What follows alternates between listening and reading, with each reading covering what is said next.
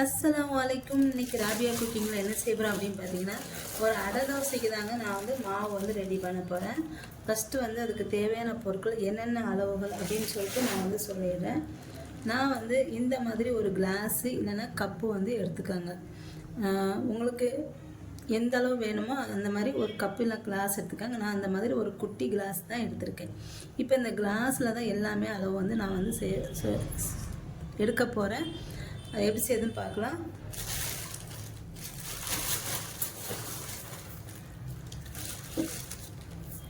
நான் வந்து ஒரு கிளாஸு பச்சரிசி, இந்த கிளாஸுக்கு ஒரு கிளாஸ் பச்சரிசி. அடுத்து வந்து இதே கிளாஸுக்கு ஒரு 3/4 கிளாஸு கொண்டக்கடலை, கருப்பு கொண்டக்கடலை வந்து எடுத்துக்கோங்க. நான் வந்து கருப்பு கொண்டக்கடலை ஒரு 3/4 கிளாஸ் எடுத்திருக்கேன். அடுத்து வந்து உளுந்தம்பருப்பு எவ்வளோ எடுக்கிறேன்னா ஒரு கிளாஸ் எடுத்துருக்கேன். ஒரு கிளாஸ் பச்சரிசி, ஒரு கிளாஸ் உளுந்து.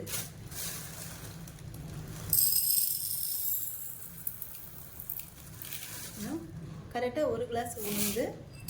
அடுத்து சிறுபருப்பு நான் வந்து ஒரு கிளாஸ் வந்து எடுத்துக்கிறேன். கொண்டக்கடலை மட்டும் ஒரு 3/4 கிளாஸ் எடுத்துக்கோங்க. மித்தது எல்லாமே ஒரு கிளாஸ் தான். இப்போ இது ஒரு கிளாஸ் எடுத்துக்கிறேன். அடுத்து வந்து துவரம்பருப்பு அதே அளவு தான், ஒரு கிளாஸு. அதாவது கொண்டக்கடலை தவிர மித்தது எல்லாமே ஒரே அளவு தான்.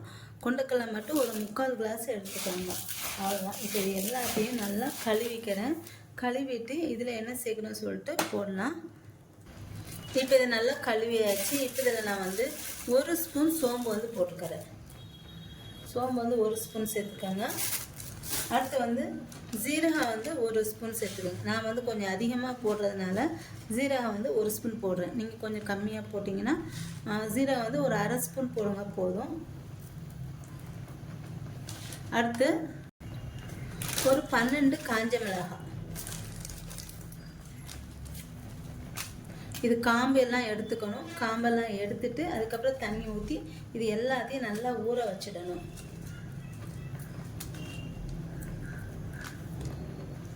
அடுத்து இதில் வந்து ஒரு 20 பல் பூண்டு வந்து நான் வந்து சேர்த்துக்கிறேன். இப்போ இது எல்லாத்தையும் ஊற வச்சேன்னா ஒரு 5 மணி நேரம் இது வந்து ஊறணும். ஊறினதுக்கப்புறம் இது தேங்காய் சேர்த்து இது வந்து அரைக்கணும். அது எவ்வளோன்னு சொல்லிட்டு நான் சொல்கிறேன். இது நல்லா ஊறட்டும்.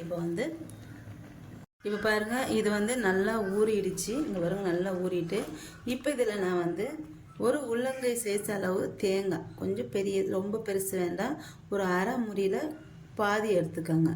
இப்போ இதை நான் வந்து நறுக்கி போட்டுக்கிறேன்.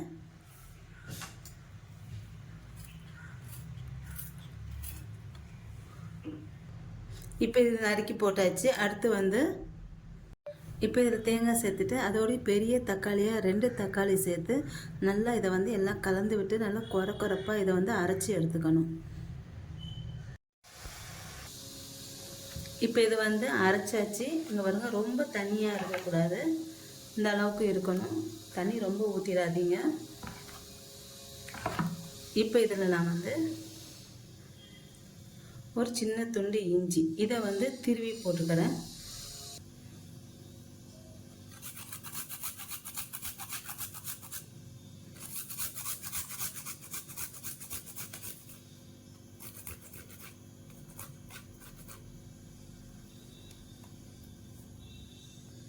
அடுத்து ஒரு மீடியம் சைஸ் வெங்காயம் பொடியை நறுக்கியிருக்கேன், அது சேர்த்துக்கிறேன். அடுத்து மல்லி இலை கொஞ்சம், கருவேப்பிலை கொஞ்சம்.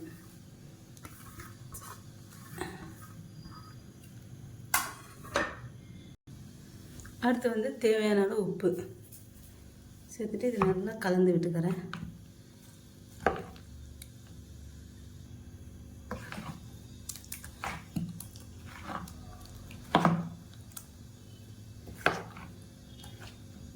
இப்போ இதை நல்லா கரைச்சிட்டு இப்போ வந்து தோசை ஊற்றிடலாம்.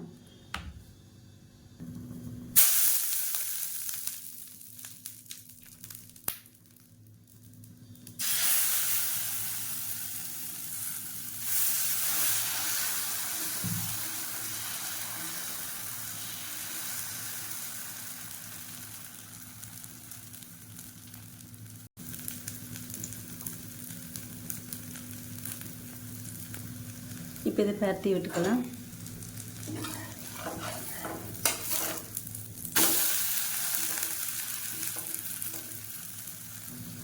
இந்த அடை தோசைக்கு வந்து தேங்காய் சட்னி வந்து சூப்பராக இருக்கும். கண்டிப்பாக நீங்களும் ட்ரை பண்ணி பாருங்கள். இது வந்து நல்லா முறு நல்லா இருக்கும். இப்போ இதை வந்து எடுத்துடலாம். சூப்பரான அடை தோசை வந்து ரெடி ஆகிடுச்சு. என்னோட இந்த வீடியோ உங்களுக்கு பிடிச்சிருந்தா லைக் அண்ட் கமெண்ட் ஷேர் பண்ணிக்கோங்க. என்னோடய சேனலை மறக்காமல் சப்ஸ்கிரைப் பண்ணிக்கோங்க.